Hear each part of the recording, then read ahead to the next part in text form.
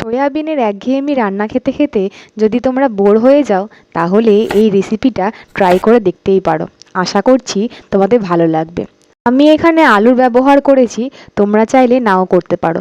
জানোই তো, বাঙালি আলু ছাড়া চলতে পারে না। সেই কারণে এখানে আমি 4টে আলুকে ডুমো ডুমো করে কেটে নিয়েছি, আর 2টো পেঁয়াজকে ভালো করে কুচি কুচি করে নিয়েছি। এইদিকে সয়াবিনগুলোকে গরম জলে নুন দিয়ে সেদ্ধ করে ভালো করে মিক্সিতে পেস্ট করে এর মধ্যে নুন, কর্নফ্লাওয়ার আর চিকেন মশলা দিয়ে একটু মেখে নিতে হবে। এখানে আমি একটা ছোট আইসক্রিম স্টিকে তেল মাখিয়ে ডোটাকে হাতের সাহায্যে চেপে চেপে মুইঠার আকারে গড়ে নেব।